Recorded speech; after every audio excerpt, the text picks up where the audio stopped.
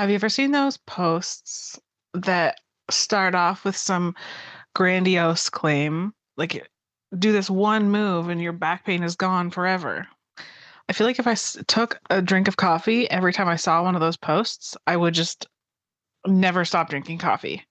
It would be, I would never sleep again if coffee affected me that way. I mean, with that much coffee, who knows? Maybe I wouldn't sleep.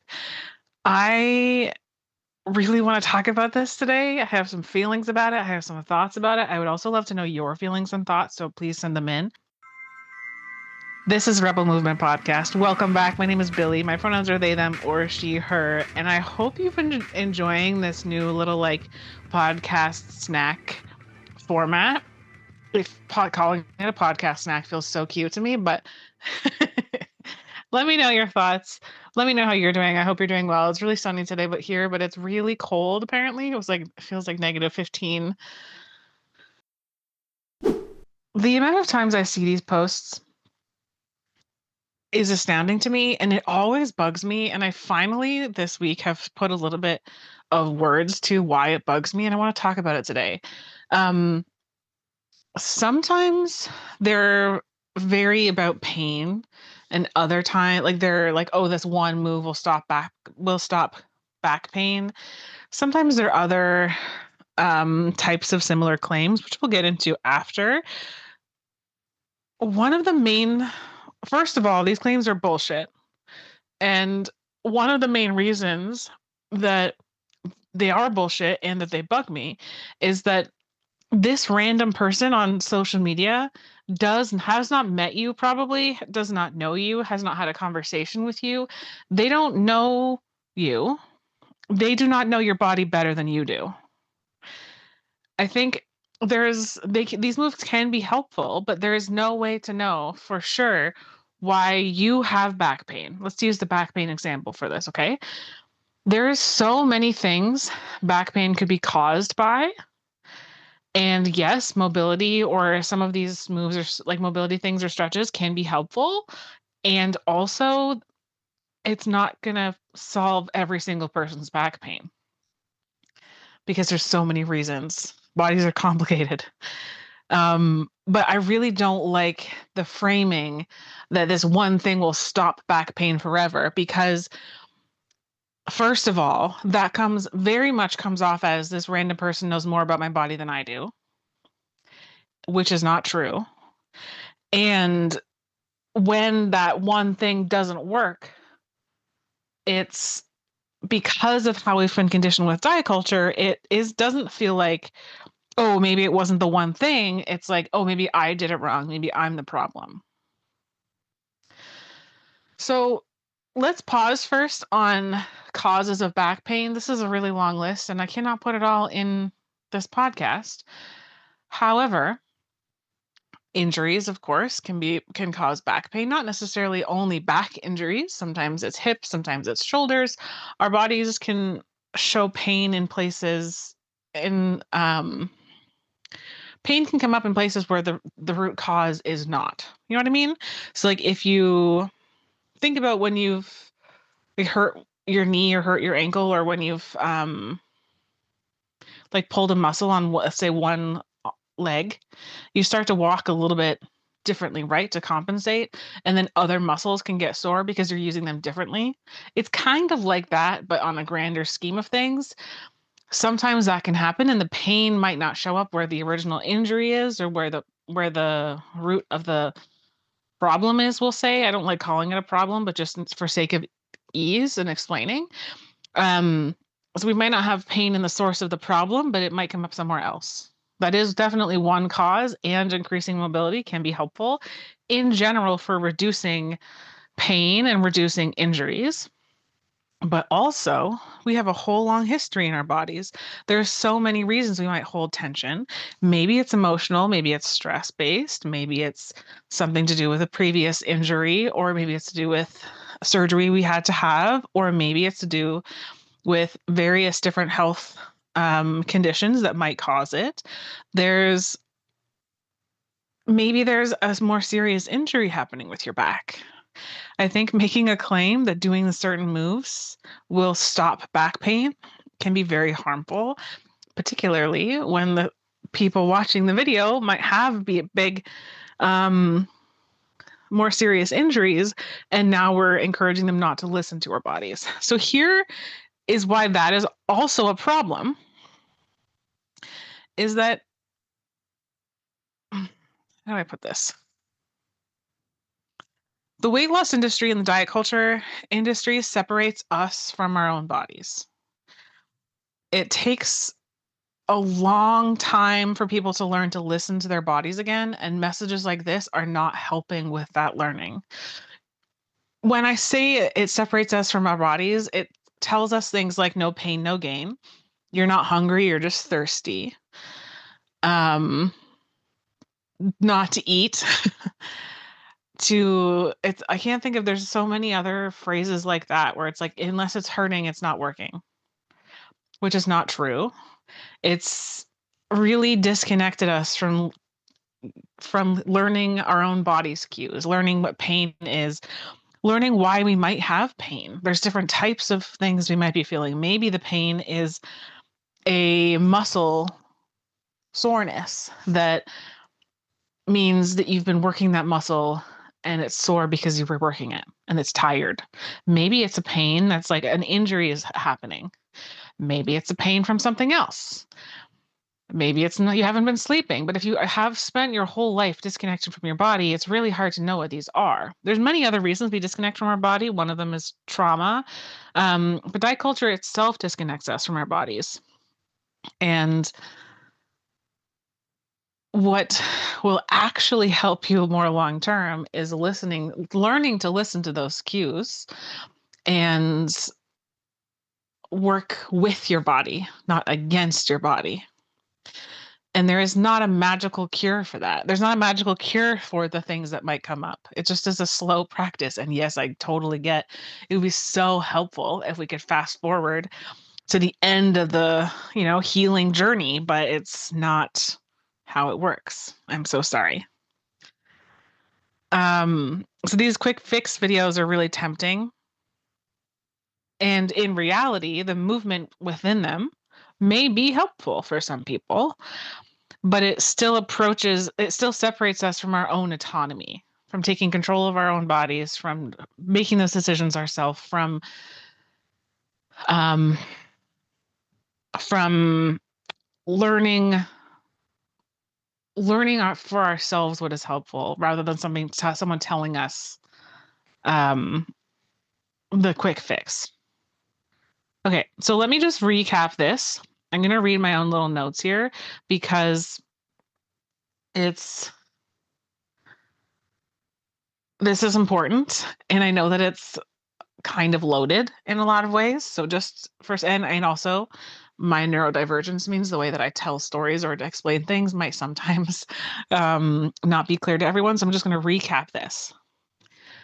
Videos or posts that claim that this one movement will get rid of your back pain for good are bullshit, in my opinion. One of the reasons is that nobody knows your body better than you do. Nobody knows your body better than you do. And certainly not a random influencer who has never even talked to you. There are tons of things that can cause back pain. And as I said, maybe this movement will help, but there's no such thing as one magical cure that will help everybody. I wish there was, but there is no such thing as one magical cure that will help everybody. Diet culture shames and blames us as individuals for problems that don't actually exist. In reality, diet culture made these problems up. They don't exist. And also, they are, and I'm saying problems as in quotes, but you can't see my hands. They're inherently racist, ableist, and sexist. The blaming of ourselves, that one of those is seeing folks who are in bigger bodies as lazy, which is not anything to do with size of your body. And I would even go as far as to say potentially a myth, but that's a different conversation. I'm going to say this one again because it's really hard. So diet culture has shamed and blamed us for, in quotes, problems for most of our lives. Oh, you're not thin enough because you're lazy. You're not seeing results because you're not trying hard enough. That kind of message. These problems don't actually exist. Diet culture is bullshit. We've gone over that in a different podcast, and maybe I'll go over it again soon. And also, diet culture and the beliefs that surround diet culture are inherently racist, ableist, and sexist. Okay. The weight loss industry and diet culture separate us from our own bodies, separates us from our hunger cues, separates us from pain signals at times. It takes a really long time for people to learn to listen to their bodies again. And while these quick fix videos may be tempting and the content might be helpful for some people, the approach is further separating us from our own autonomy, from learning to connect to our own bodies and listen to our own signals. I would love to know your opinion on this. I've just seen so many of them, and they remind me of the magazine cover. I'm saying magazine covers because I definitely grew up in more of a magazine era than a social media era, but they remind me of the fronts of magazine covers when I was younger, and that probably still exist, of like these 4 things to get washboard abs, or do this one thing to lose weight. And it's always a quick fix. It's always this one thing you do. And I tried tons of them. I at one point had this folder of those workouts and those tips all cut out. So I look at it and try to do them all the time, and they don't work. And when they didn't work, I thought it was me. I'm the problem. I didn't try hard enough because this person says they work. It has to work. And therefore, the problem must be me. But it's not me. It's not you. You're not the problem. What the problem is that the actual issue, in this case for this episode, back pain, is far more complicated than this post is letting on. It is not as simple as back pain has one cause, and one cause is not having this one particular type of mobility. And therefore, if you do this one particular thing, it's going to cure it. No. And also, a lot of these moves tend to be not exactly starting at beginner level. If you are wanting to try mobility that is starting at an actual beginner level and is not going to tout any grandiose claims, I do have one every Monday at 9:30 a.m. Eastern online as a part of the Rebel Movement Club. You're welcome to try your first class for free. Just send me an email, info@movewithbilly.com. Say, I listened to your podcast episode. I want to try a mobility class. And I'm going to remind you, I'm not telling you this is going to cure your back pain. It might help your back pain, but I would never tell you that this is one magical fix. Even within the realm of having back pain because of lack of mobility, there's many ways that might happen. It might come from one particular type of hip mobility. There's many movements our hips do, first of all. So it's not going to be one movement and then it's all gone if it is from that. And also maybe it's from shoulders, and also maybe it's from the spine itself, and also maybe it's from knees, and maybe it's from, from neck. There's so much going on in our bodies. Our bodies are fucking complicated. And I think that's really cool. And we should honor that and take a more kind, compassionate approach, and also recognize that sometimes our pain comes from other places. Let me give you a personal example, hopefully tie it all in. I have a lot of back pain, usually mid to low back, and I've had it for a long time. One of the things that causes my back pain is menstrual cramps. That's, of course, usually a certain time of month, and it is intense. And yes, stretches can help, but they do not get rid of it. Even if I were to do all the mobility in the world, it would not stop the back pain at that time of month. Another reason I have back pain is because I sleep on my stomach in a position that is definitely not doesn't feel good in my back, and I know that because I wake up with back pain and I try really hard not to sleep like that. I use pillows to prop up, and also I still sometimes end up laying on my stomach. Having like not a great quality mattress can also hurt your back. Like you can have pain or stiffness in your back in the morning. I also get back pain because I tend to hold stress in my hips and I tense my glutes a lot and I basically curl my spine often, like when I'm sleeping, when I'm sitting, when I'm standing. And that means those muscles in my back get a little overstretched because they're constantly in a more lengthened position. And that causes pain. And yes, I am doing things to help counteract that because over the years of me doing movement work or teaching movement, I've noticed this tendency and I've been working on things to counteract it. And also, I've been doing that for a lifetime. And there are reasons that I hold tension there. And I can address and do mobility, but the stress that causes me to do that still happens sometimes. And that's okay. It's good to know. It's not my fault. My body's doing its best. I strongly believe that our bodies and our brains are always doing their best to keep us just alive. And there was a time in my life where that's how I had to hold the stress and the tension and the emotional distress in order to survive. So, am I going to be mad at myself for doing that? Like, yes, sometimes it's frustrating because it's painful and it's kind of annoying. And also, having a compassionate approach, like, oh, I totally understand why I do this. Good to know. If I'm softer with trying to learn to release that tension, it's going to feel safer for that tension to release instead of yelling at myself and feeling like a failure because I did this one thing and it didn't solve it. That's not going to help the stress. You know what I mean? And those are just a couple in my own life. I bet you probably have some types of things like that, or you know somebody who has things like that. There's chronic pain, and that can come up in this case. There's so much happening.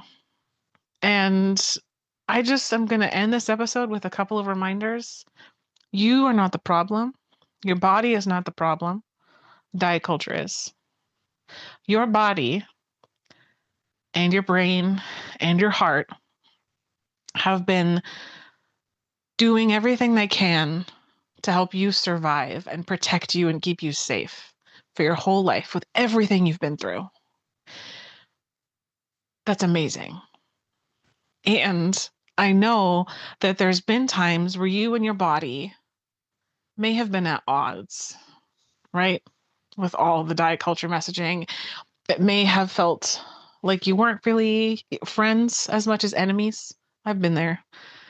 And it can be really hard to remember that. And it can be hard to forgive ourselves for that. And I won't tell you to forgive yourself because I know that it's complicated, but I just hope you can be a little bit kinder to yourself. You're doing your best. You're doing great now. You were doing great then. You're just trying. And that's all that matters. If this is helpful, if this is a conversation you'd like to have on a bigger scale, I do this work with my one-on-one clients. It's not always like same thing as this whole episode. It's not like um one session and then it's fixed forever. I wish it could be. I wish there was a magical fix.